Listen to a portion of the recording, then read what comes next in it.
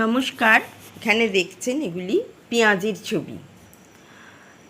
আমি আজকে শেখাবো পেঁয়াজি, বেগুনি, কুমড়ো, আলু ইত্যাদির ব্যাটার করতে গেলে কেমনভাবে করতে হয়। আমি সহজভাবে পেঁয়াজি বানিয়েছি।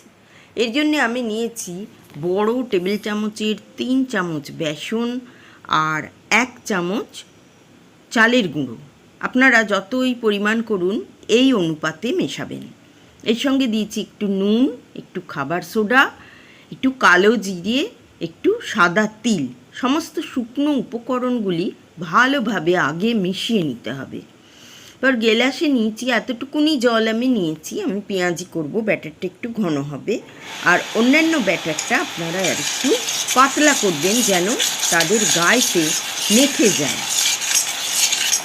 এই ব্যাটারটা ফেটাবেন একই দিকে, দিক পরিবর্তন করবেন না। আমার পেঁয়াজি করব বলে ব্যাটারের ঘনত্বটি এই রকম হয়েছে। যদি আপনারা বেগুনি করেন তাহলে আরেকটু জল দিয়ে পাতলা করে নেবেন।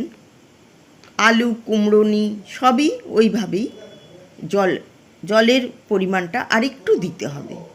এবার পেঁয়াজ কুচি করে নিয়েছি। পেঁয়াজগুলি আপনারা পছন্দ মতো কুচি করে নেবেন। এর সঙ্গে কাঁচা লঙ্কা অবশ্যই দিতে পারেন, চিলি ফ্লেক্স। কড়াই তেল দিলাম। তেল গরম হলে আপনারা একটুখানি তেল নিয়ে ব্যাটারের মধ্যে দিয়ে দেবেন। আমি ব্যাটারে একটু হলুদও দিয়েছি। এই গরম তেলটা দেওয়ার ফলে খুব সুন্দর ভাজাটা ভালো মচমচে হয়। এবার যেহেতু আমি পেঁয়াজি বানাচ্ছি, পেঁয়াজগুলো একটু একটু করে কম তেলেই আমি করছি, দিয়ে এইরকম যখন রং হবে তখন তুলে নেবেন। এইবারে পেঁয়াজির ছবি আপনাদের দিলাম। আপনারা আপনাদের পছন্দ মতো খাবারের এই মুখরোচক পদটি করতে পারেন। নমস্কার। ভিডিওটি সম্পূর্ণ দেখার জন্য সাবস্ক্রাইব করুন।